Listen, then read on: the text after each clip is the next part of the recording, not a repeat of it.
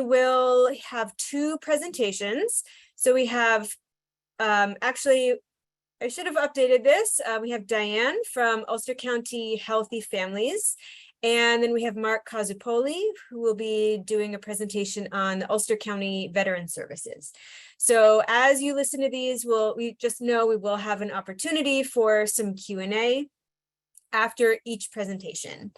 And then after that, we'll have a quick stretch break led by Mary Brimmer, and we will have a facilitated networking. So that will be your chance to do any updates, announcements, and anything you want to share with the rest of the group. And we will wrap up by 3:30. All right, so I'm going to hand it over to Diana.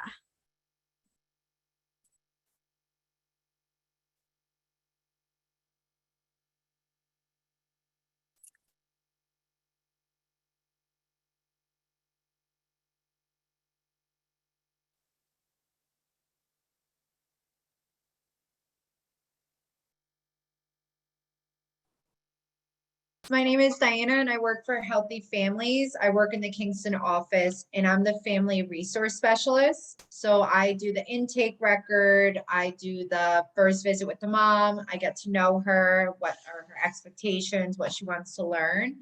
And then I'll transfer her to a worker, and the worker will work with her up until the kid's 5 or that they no longer need the program. So Healthy Families America, Healthy Families New York. So we are a home visiting program, and what we do is we seek to improve for the kids, infants and children's during this home-based services. And there are about 38 of them in the States. There's also one in the District of Columbia, 5 in the US territories, and Israel. Also is established in 1995. There are about 40 programs across New York State, and which 2 of them are, one of them is in Ulster County, which is located in Kingston, and then we also have an office in Ellenville. Then there's our sister program that's in Dutchess County. So Healthy Family is an evidence-based, free and voluntary program to moms that are pregnant or that already had the baby, and we work with them up until the baby is 5 years old. And then we do a little graduation for them once they do complete the program. And then some of the goals of the program are that we support positive parent-child bonding and relationships. We promote child development, support family health and safety, enhance family self-efficiency, and we also do a lot of decreasing the stressors and improving mental health. What does Healthy Families do? So we are a home visiting program, like I said earlier. So the home visitors develop a relationship with Ulster County families and partners with parents to support them. We do a lot of positive parent-child interaction, healthy child development, healthy relationships, achieving personal family goals, and connections to community resources in the area. So what makes us different and unique, we use a model that is relationship-based, culturally sensitive, family-centered, and strength-based. We work with families from all walks of life, income-based, nationalities. We work with all different families. And then what happens during a visit is workers will work with them depending if they're prenatally or postnatally. Prenatally, it's a lot of labor and delivery, breast and bottle feeding. We talk a lot about like what to bring in your hospital bag, things are important to have at home, crib safety. Then once the baby's born, it's interesting, they're fun, the activities that we do with them, talking about solid foods, child development activities, positive discipline, nutrition, car safety is one before the baby's born, obviously, and then preschool, pre-K, and kindergarten stuff. There are 2 videos that you can watch. So in our office, we have in total of 6 FSS, which are the workers, the family support specialists. And then I'm the FRS, and then we have 2 FSS supervisor, 1 senior FRS, which is my supervisor, a program assistant, and then we also have the program manager, which is Aaron. We do have 4 Spanish speaking workers. I am one of them. I do the intake part, and then we have 3 that are the actual workers that work with the family. We have 2 that are Hindi, and then we do have 2 that are certified lactation counselors, and they do work with the families if they're having lactation problems or they're not sure what's going on or positioning the baby. So they do virtual or they do in-home visits. And then we are looking for 2 FSS. And we would love to find someone that is bilingual because we have a huge community of the Spanish-speaking families, especially the Quechis, the Guatemalans. They're the ones that take the program right away. As well, Healthy Families, New York Works. We are an evidence-based program. We work with families, especially like the first-time teen parents or first-time parents are the ones that are more accepting. As well, families have healthier babies. They demonstrate better knowledge of parenting and child development. We create positive family bonds, develop connections to community services, and children who do better in school, have done better in school. So the evidence has shown that improves birth outcomes, 48% reduction in low birth weight deliveries among women who enrolled before the 31st week of pregnancy. We do a lot of positive parenting. At age 2, home visited mothers were more likely to endorse appropriate limit setting strategies. Age 3, home visited mothers were more likely to be observed during parenting strategies that stimulated the child's cognitive skills and were sensitive to the child's needs and cues. And at age 7, home visited mother used nonviolent discipline strategies more often. So it promotes success in school. There are the statistics, as you can see, 50% less likely to repeat the first grade, 70% more likely to score above a grade level in first grade on 3 specific behaviors that promote learning, 2.7 times more likely to be participating in a gifted program by age 7, 26% reduction in receipt of special education services by age 7, 23 reduction in below average scores for race-sensitive vocabulary for children of young first-time mothers who enrolled in the program early in pregnancy. And then for referrals, you could always email Erin, you could always email Rachel, you can always give the office a phone call, or you can always fax a referral to us.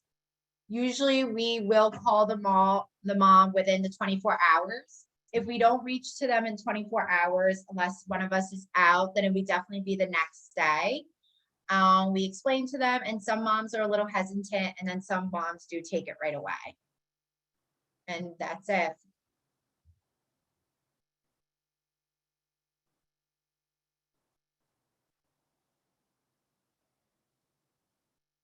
Thank you, Diana. You're welcome. Are there any questions for Diana about the Healthy Families program? Can you share the contact information on how to reach you? Yeah. Let me get Thank you. Erin's the best to get in touch with, so I'll put her information.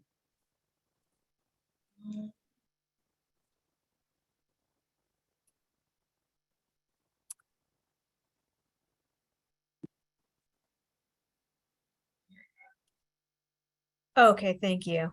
And actually, I think if you could put that information into the chat, Yeah, that of would course. also be helpful, then people can copy and paste it. Yeah.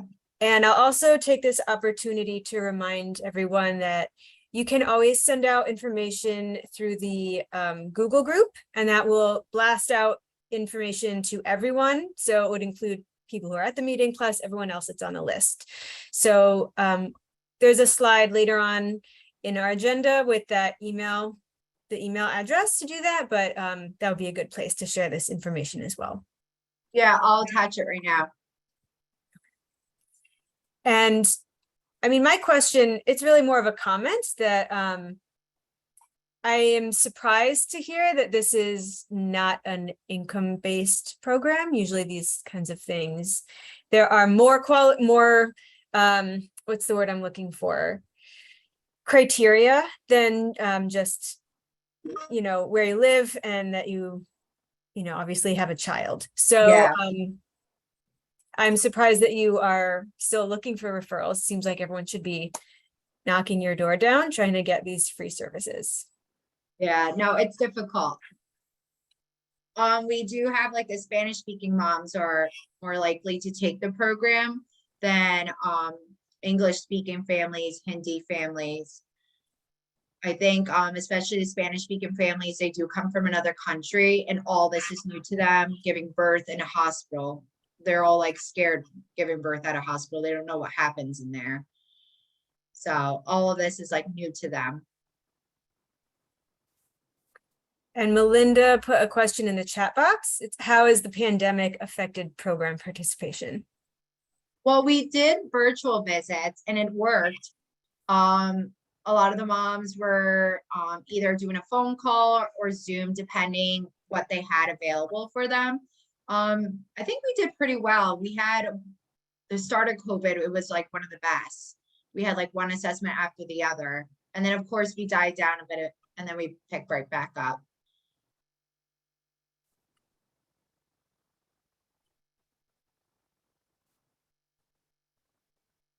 Does anyone else have any questions for Diana?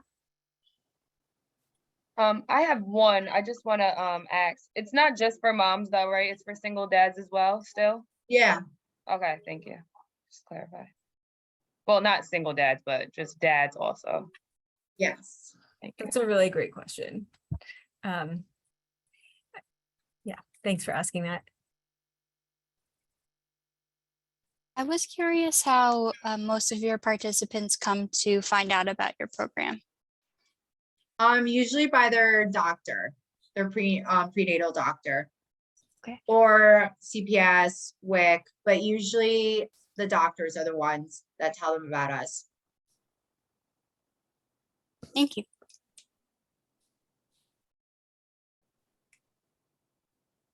I have one other quick question. How long do you work with the family? Up until the kid's 5 years old. Oh, okay. Unless sometimes life gets too busy, the mom can't keep up with the visits, or they're only available on weekends, or they're available only until like 8 o'clock at night, but then they have to cook dinner, put the kids to bed. So it depends on the mom. Okay. And you go to their homes? Yes. All right. As long as they're comfortable with it right now.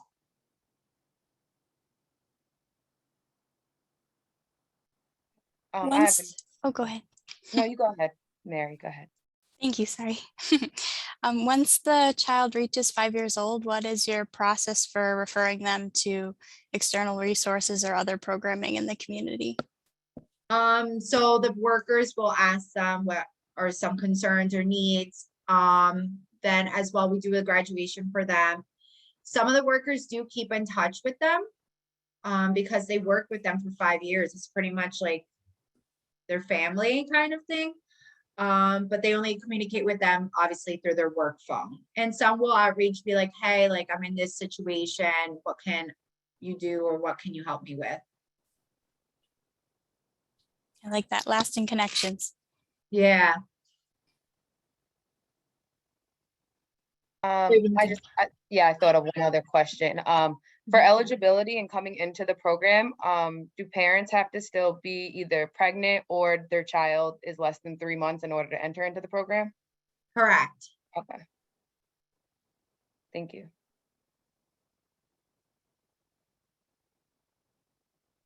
I have to just mention one thing. I actually was a participant of this program when I was Oh, a teen really? mom. Yeah, so it's coming from, and I worked for the company too. So it's an awesome program, and it really does help a lot, coming from personal experience and then working with them as well. It's a great program. That's a great testimonial.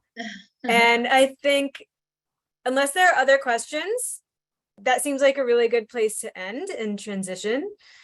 If anyone comes up with any other questions, feel free to go ahead and put them in the chat or reach out. This contact information in the chat also.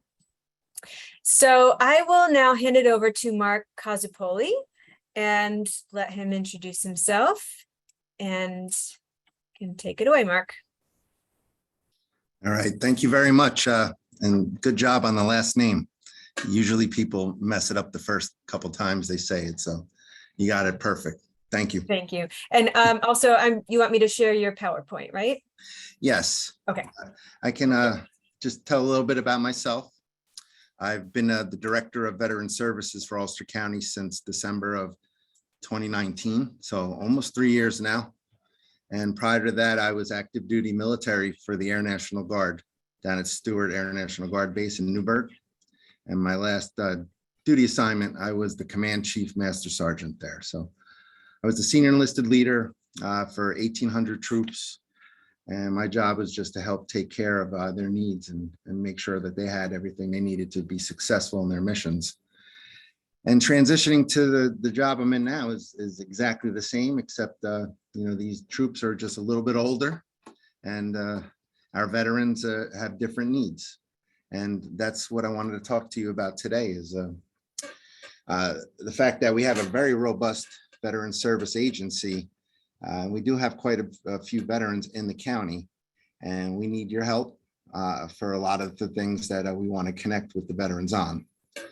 We have roughly about 11,000 veterans is what we're thinking in Ulster County. So how do we help them? We have 5 core programs and services. The first one being casework and client engagement. This is what we were established for. Back in when they established this agency, it was to really work directly with the VA and kind of against the VA for the veterans, just to advocate for the veterans and fight with the VA to get them everything they deserved.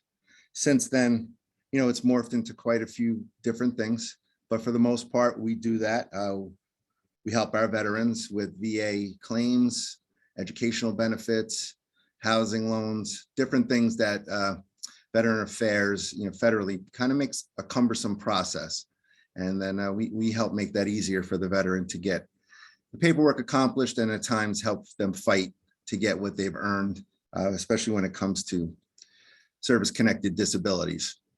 We do a lot of DSS type casework for the veterans. So, when they have housing issues, or, if we're dealing with food insecurity, we're working those angles and, using those programs as well. We don't send them to DSS. Actually, if they find out they're a veteran, they send them directly to us, and we handle all of that. Since I've been here, one of our biggest things has been community outreach. What I found is, we were working in a silo and just really taking care of the veterans that were walking in the door and taking care of them very well and doing everything they needed. But we weren't getting out into the community enough to let those veterans who aren't aware of us know that we exist. So that's why I'm here today. I take the opportunity to speak at any of these types of meetings so I can share, what we do, and then get you on board with understanding how we can help veterans, and then how you can connect them to us or other programs or resources that are available. So, the networking, I will at the end of this put, all of my contact information into the chat, as well as our address and phone number. And this is the best way for us to really get our arms around those veterans and provide them with the full spectrum of support, because they have issues. There are a lot of veterans out there that have issues, and we are here to help them. So one of the main issues that we have, you've heard of veteran homelessness. Veterans are more apt to not only be addicted to a lot of different things, but also to be homeless by percentage. And as a community, and also as a county, we have something called the Patriot House Project. So in Kingston, we have a 7-bedroom home that is a transitional home that we have for our veterans that are, just need a little bit of help to get back on their feet. And we help them find a permanent residence. We work them through programs and help them find, a meaningful job, meaningful employment. It's been very successful. We've only had, a few out of the hundreds that have gone through come back for a second time through. We work with an agency called Soldier On that, helps them with all the programs and gets them the assistance that they need through the VA. And working with them, it's great to see how well they succeed. It's great to know that our county has a home like this where we can place that veteran that just needs a little bit of support to get back on their feet. There are a lot of other homelessness issues though, and others that are not ready for a transitional home like that. In those cases, we work with 2 SSVF agencies. We're able to work with either West Cop, that's for the lower portion of Ulster County, or Soldier On, that's the upper part of Ulster County. Both of those are federally funded and can put a veteran up into a hotel, or a motel for a 45-day period, while we can then work with the VA to get them into the homeless healthcare programs that we can either find them a place to go, a permanent residence, or some other way to help that veteran.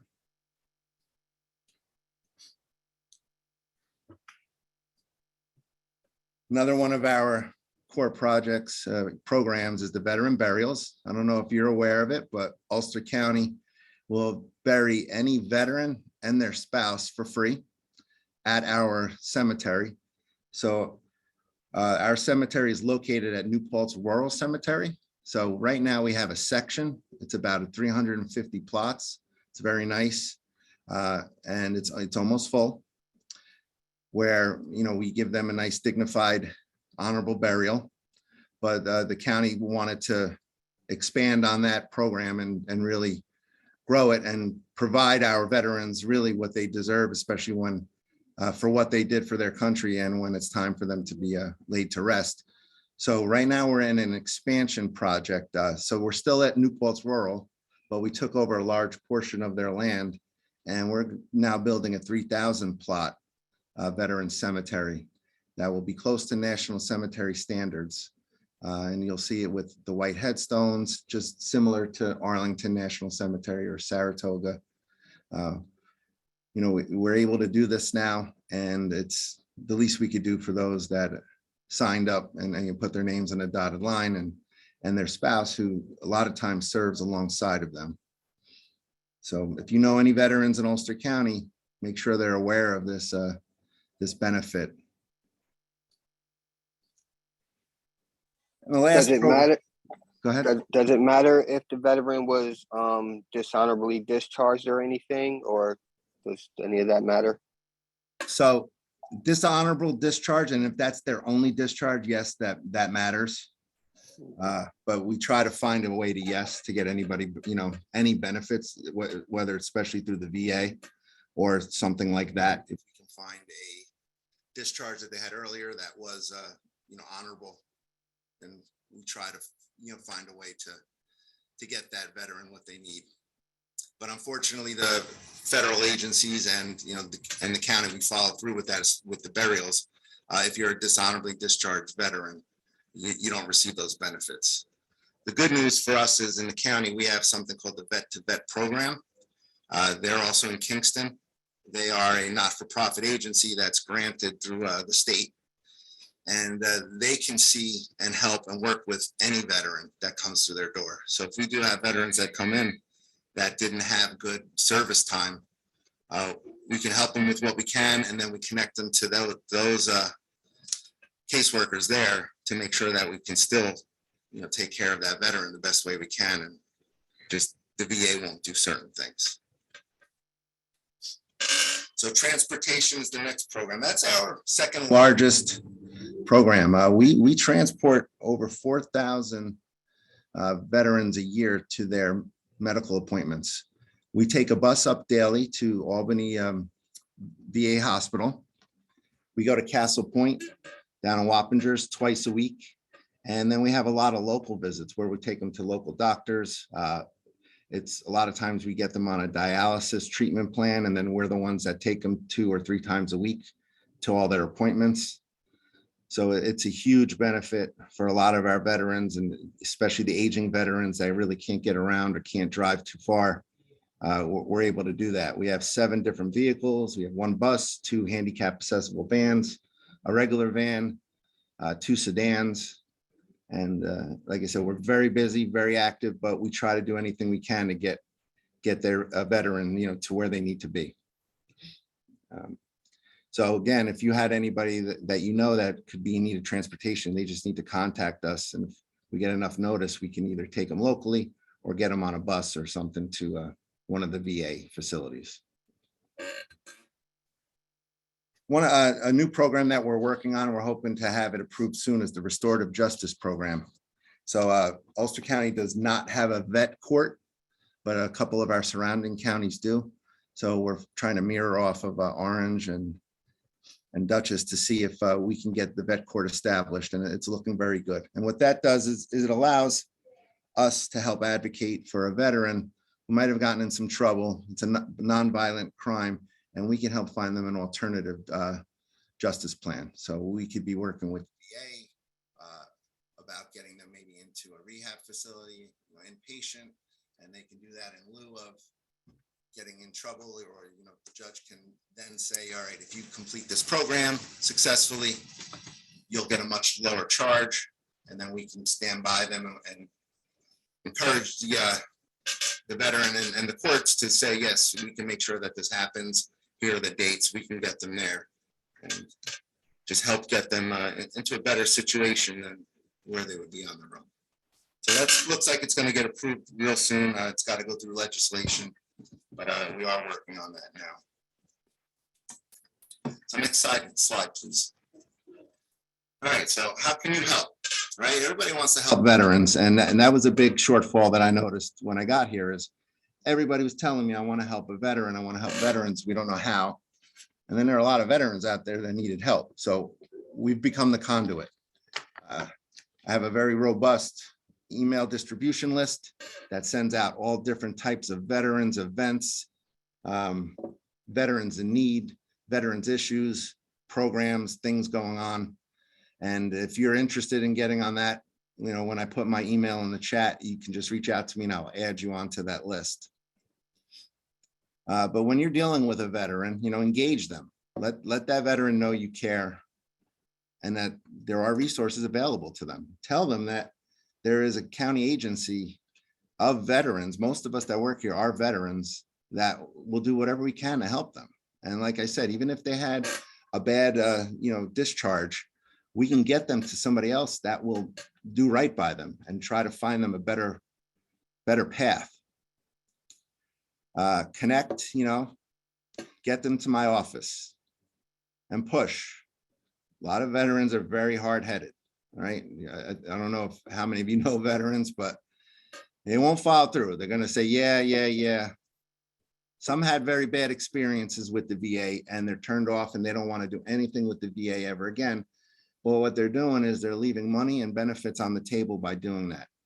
And the VA changes their laws quite a bit. And usually it's in favor of the veteran. And recently we had something called the PACT Act that really affected in a very large positive way all of the different toxic exposures that veterans were exposed to in Vietnam, at Camp Lejeune with the water. And from my generation, like the Gulf War and the post 9/11 burn pits. So they expanded the presumptive lists of, what could really cause veterans to be sick when they're older, or things that are presumptively caused by that toxic exposure. So if you know a veteran that maybe said, I went to that office before, they suck, or, the VA never does right by me, tell them, I'm here to help them. Things have changed. We want to welcome any veteran back into our office. We will fight with the VA with them and for them. We work hand in hand with the VA. We have great relationships with them too, but when there's times we have to get on them, we will. And we will do the paperwork for them. we will fight for that veteran and we will do our best to get them what they deserve. So push them our way. Next slide, please. So like I said prior, connect with us, provide me with your contact information via email. Join our Facebook group. I'll also put that in the chat, but it's really just Ulster County Veteran News, Resources, and Events. You'll find out all different things going on that are veteran related. And just know that we're here to do whatever we can to help a veteran in need. And we have a lot of great resources out there. We have legal assistance. We have many different ways that we could help a vet. And they don't realize that until they come in here. And sometimes we have to think outside the box, but we'll do whatever we can to figure it out. We'll help them get employment. We'll help them find housing. And then we will help them just be in a better place.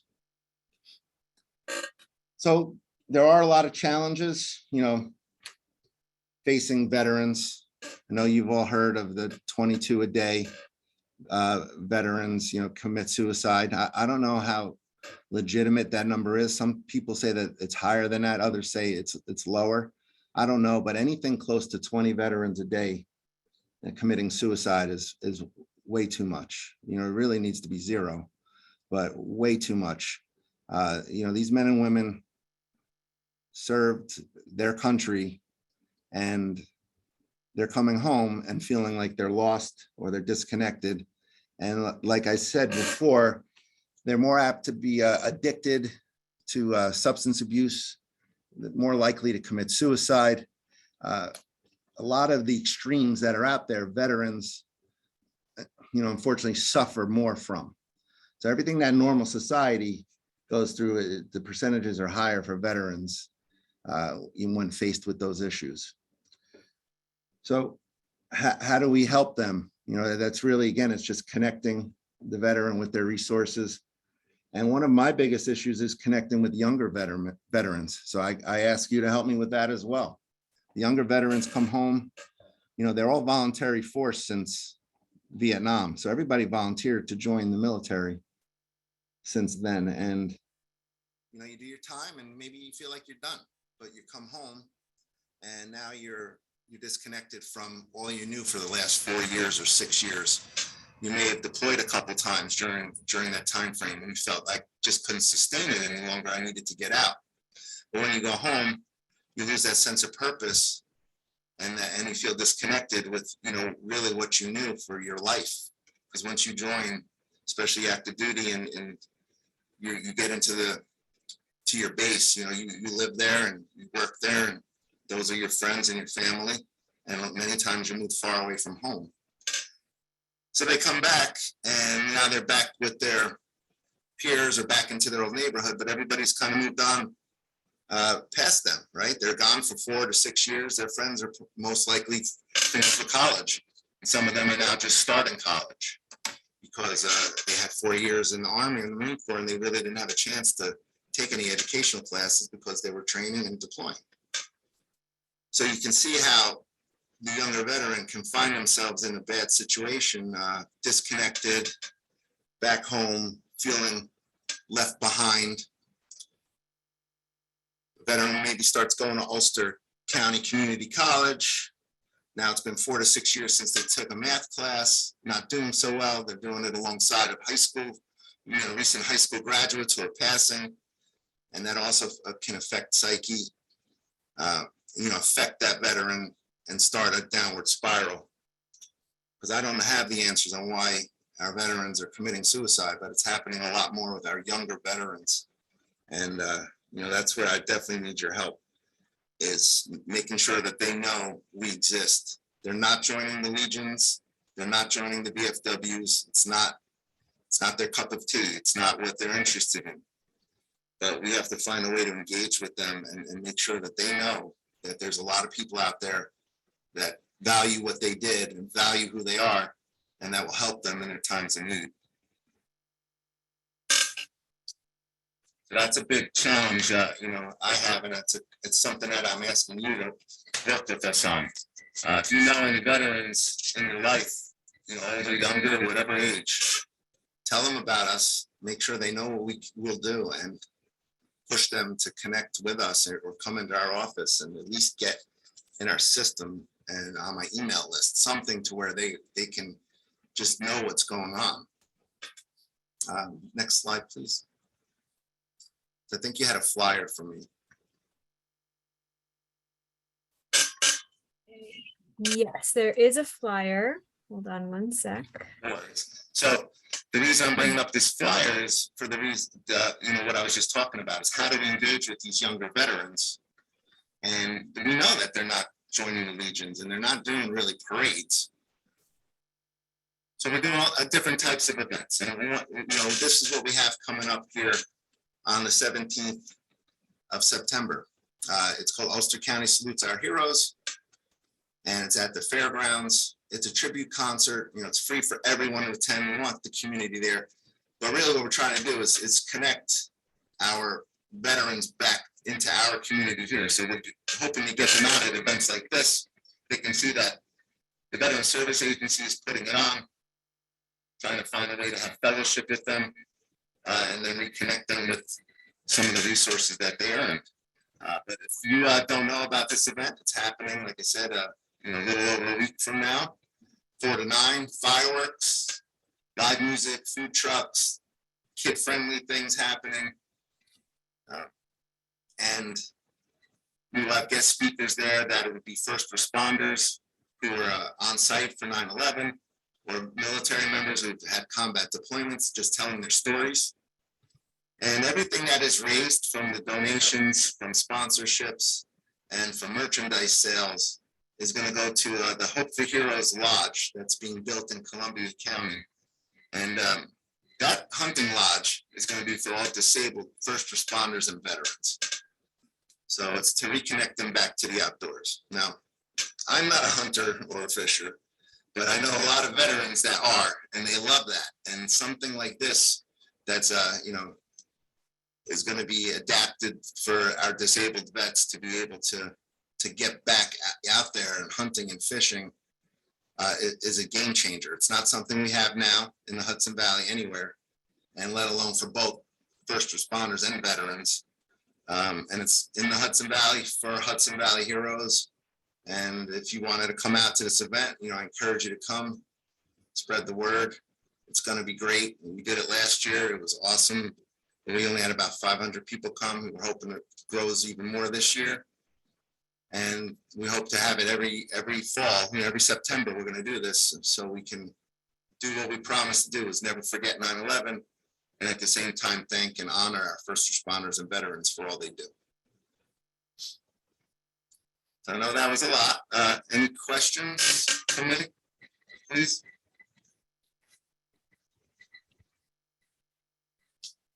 If anyone does have a question, please put it in the chat, or if you want to unmute yourself, maybe just raise your little virtual hand first so I can avoid people talking over each other. Or raise your real hand and I'll just see it. That works too.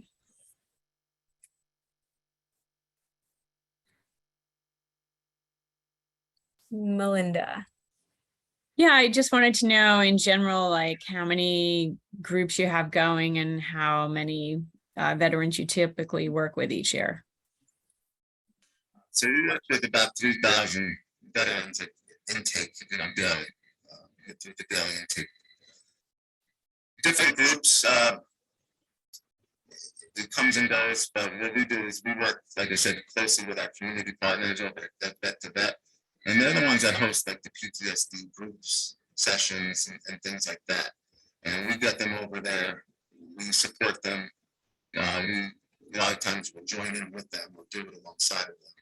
But they're the ones that have most of the group therapy sessions and focus on PTSD. Most of them are trained social workers that are also veterans. And that's what, you know, helps us work hand in hand. We're like the business side of a lot of things, and more the emotional support side of a lot of things.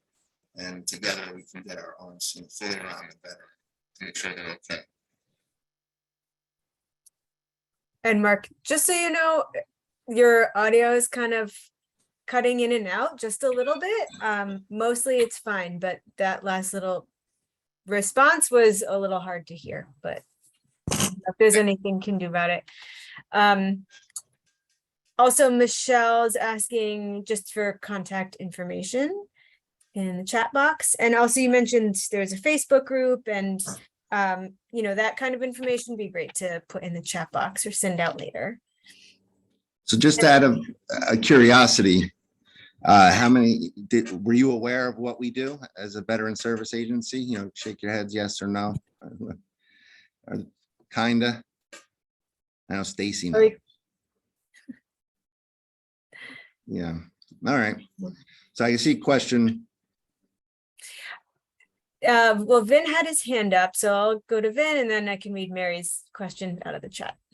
Hi, Mark. I just want to say that you all do a great job, and I really, you know, your commitment definitely shines right through. You know, when we were working, I've been working on the Speak Suicide Prevention Coalition for years, and when we put together the mobile app for suicide prevention, you know, we had sections of the app for older adults and for young people and for veterans, and we had introduction videos by each representative from each, and there was a combat veteran that volunteered to do that section. And I was talking to him after, you know, at the production shoot, and I said, you know, is it really PTSD? And he, you know, and he said, and it was actually interesting because he said, you know, it's mostly about relationship issues because, you know, with 14 at that time, 14 consecutive years of conflict and multiple deployments, that it takes a huge toll on relationships and family, and that 100% of the guys in his unit were divorced. Now, I know that's a bit anecdotal, but I'm just curious as to what you see as some of those, you know, main causational factors are. You're absolutely right, Vin. We try not to show it as veterans, and we tend to push it off. But you know, a deployment, even a single deployment, you changed. You come back differently.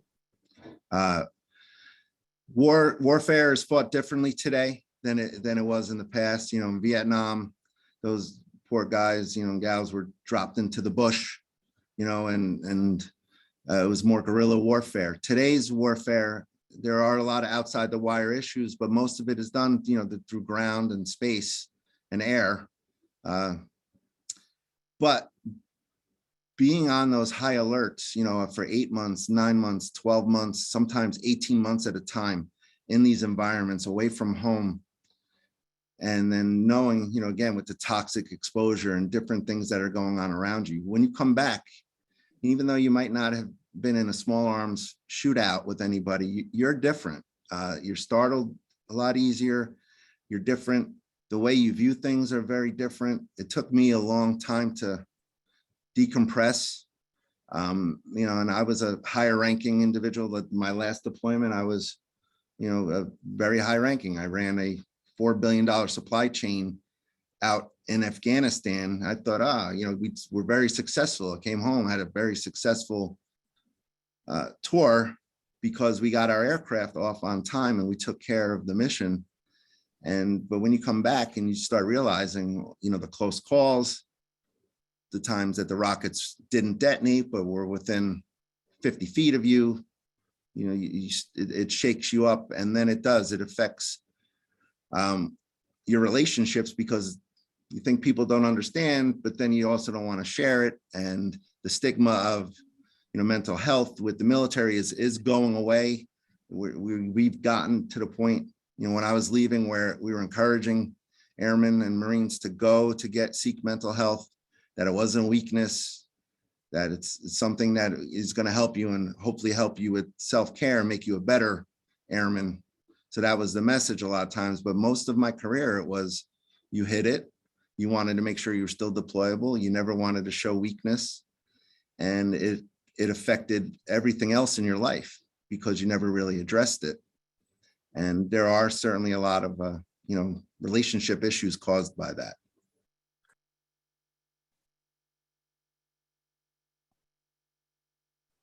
All right, so there's a question from Mary, wondering what most of the veterans you work with are like in terms of demographics. So age, race, gender, single or married, with or without children. Okay. Well, the good thing about the military is, the demographics are, all the above. Everybody's joins the military, can serve in the military. We encourage there to be diversity in the military. What I'm finding though in our offices, and I think it's due to our population for the most part, but we have a lot of older veterans that do come through, a lot of, white older males. But the women serving in the military now is at its highest percentage ever. And women are expanding into a lot of combat roles. Heck, my last wing commander, so I was the command chief. I only answered to one person in my base, and she was the 1-star general. She ascended to the top of the wing. Mostly, but like we said, mostly single, but a lot of older veterans coming through. That's why I really need help getting the word out, because we need everybody to know that we're here. We need everybody to know that it's not just the Vietnam veterans that are hurting. It's everybody. We tend to think the Vietnam veterans are the only ones having issues because of how they were treated and mistreated, and the lack of services and support when they came home.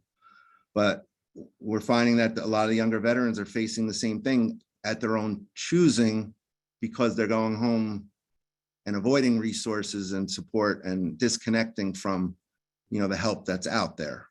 So they're ending up in the same situations, unfortunately, but they don't realize why, or, they don't realize that they're doing that. Mark, when someone returns home, and does some entity give you all a heads up that so-and-so is due to come back on such and such a date, so that you could proactively reach out to them rather than relying on them to get in touch with you? Just out of curiosity.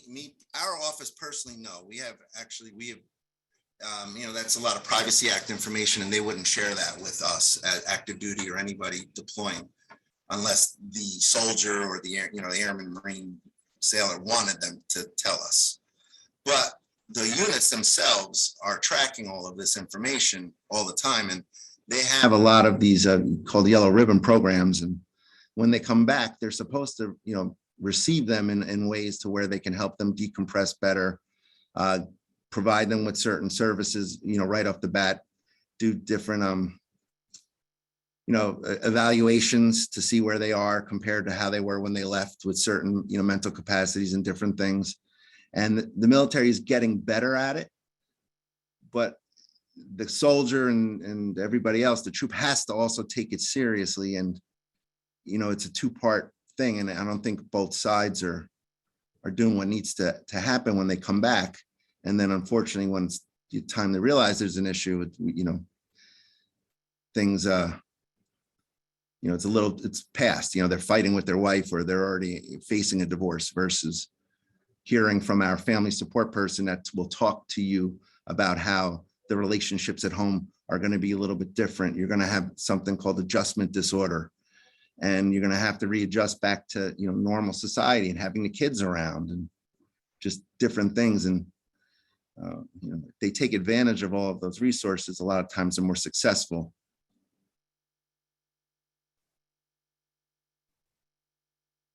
Thanks.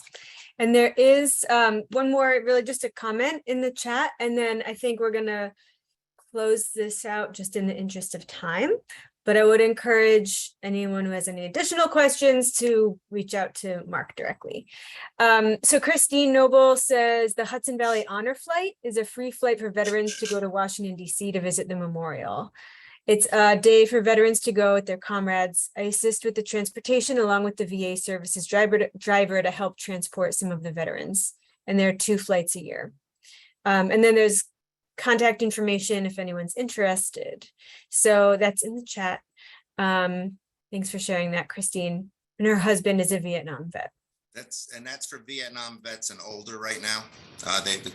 They've opened it up to Vietnam era veterans. So if you know of any, it really is a wonderful trip. The guys and girls, they love it. They love going back down. It's a one day They get treated like royalty. They're brought in and brought out of the, from DC, and it just reconnects them back to their time and service. And it's been a home run for anybody we've gotten down there. So if you know anybody that age, please encourage them if they haven't done it.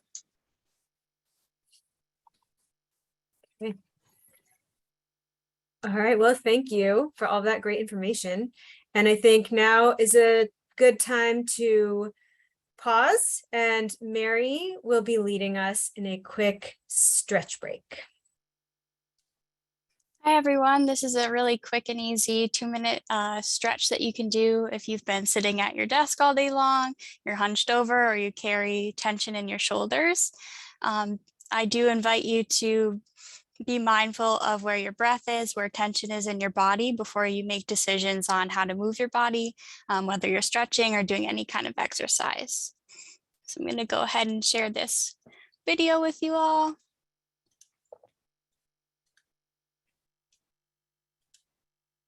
Hello there, if you're finding that your shoulders and your neck are getting quite tight, you might be in need of a posture checkup. And I've got 3 moves for you that are really going to help.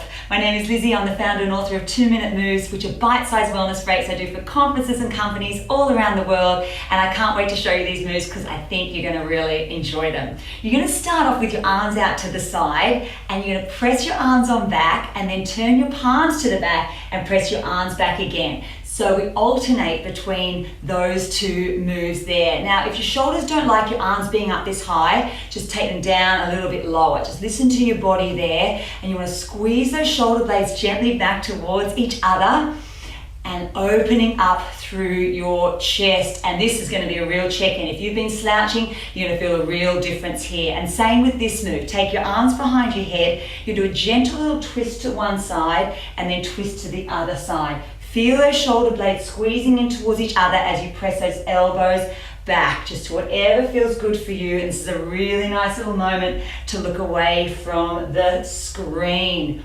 Oh yeah, your spine is gonna love that one. 2 more of those. And 1. The next one is a good old shoulder roll. Before we do it though, just take a little roll down towards your knees. Just shake out your shoulders, and now come on up and do 2 big roll back there. And again, roll it on down. Maybe a little bit further. Shake, shake, shake. Bring yourself on up. 2 big shoulder rolls back. And let's do a last one down here. Just take that pressure off the lower back, especially off those shoulders. I want you to give your neck a little shake, yes, and a little shake, no. Pull into your tummy muscles as you roll on up, and take 5 nice slow shoulder rolls back there. Creaks and some crunches perhaps. Oh, that feels better. I hope you've enjoyed that 2-minute move, and if you're watching this on YouTube, be sure to subscribe, and I hope to see you for another 2 minutes. This YouTuber has a lot of great 2-minute videos just for some quick, easy exercises throughout the day, just to keep yourselves active and moving and limber. If anyone would like the link, I can certainly send it out as well. That would be great. Or put it in the chat. Sure. Thank you. All right. So, all right. So we did our movement break, and couple reminders and announcements before we go to the networking section. So this is the Google group that I was mentioning earlier. So this is a great way to communicate with everyone that's on the email list. So your information will go out to everyone, more than the people who have just been able to attend the meeting today. So and Stacy does share information from the health department quite often on there, but it's also a place you can post job announcements, events, anything you would like to share with the wider group. And you can, here's the email address. We'll put it in the chat also. That's, if you email that email address, it will go out to everyone. And if you need to be added to that Google group, you can email Melinda. And we'll put her information in the chat also. So just a reminder on the Google group. All right, and then for our the healthy meeting policy, this is really just a quick announcement. So we did not have our last meetings in July. So the meeting before that must have been in May. So this is quite a ways back. We were talking about helping our participating agencies either update or create healthy meeting policies. And we did send out a survey. We didn't get a lot of responses. So we're going to try a little bit more one-on-one outreach, but our goal would really to be to help your agency develop and implement a healthy meeting policy if you don't have one already. And sometimes the holdup is really finding out who that person is that has the power to create one or approve one if you don't have an active wellness committee. So this is the survey. I'll share it out again, just so you have it, but also know that there may be more, a phone call, an email. If you're going to be interviewed for the inventory for health by me this fall, that's also a good chance for us to talk about it then. So there's some information here on the bottom.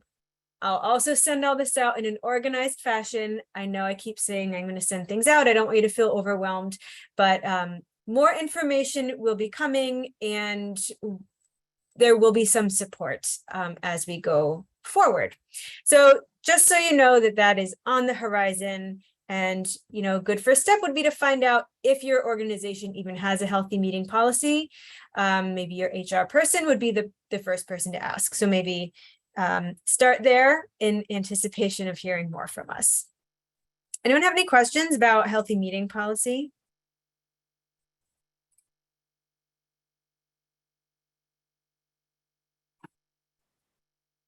Okay, I'm going to take that as a no for now, but if you think of any, can let me know. Healthy Ulster Radio. Stacy, did you want to talk about this, or do you want me to just give the update? Yeah, or Vin could share a little update as well. Sure. See, so Vin is the host with Dr. Smith, and up to 2 guests can do the show together. It's been recorded on Zoom because we haven't been getting into the studio since COVID, but it's a really awesome opportunity to reach over 3,500 of the Hudson Valley community with your messages. So if you have an old program or a new program or something in your agency going on that you need to get the word out about, you know, let us know and we'll schedule you for one of our weekly recordings. It's really not that scary because it can be edited. If you're unhappy with something that you've said, just, you know, say the word and there can be a retake. So that's the nice thing about it. So contact me and we'll get your organization promoted on Healthy Ulster Radio. Okay. And I have done it a couple of times and it's not scary. I always give Vin the questions ahead of time, so I know what I'm going to be asked. It makes it a lot easier. And for both of us, I'm sure. Can you share your contact information in the chat so I can copy it, please? Yeah, and we'll send this out also. I'll add it to the list. Okay, so now we have time to do a quick round of networking. Couple of ground rules. I will just go based in order who's appearing on my screen. So that's kind of how we'll do this. Just, you know, introduce yourself, your name, your organization. It's not written here, but please share your pronouns also. If you have an upcoming event, a program that you would like to announce or do some outreach for, this is a great place to share.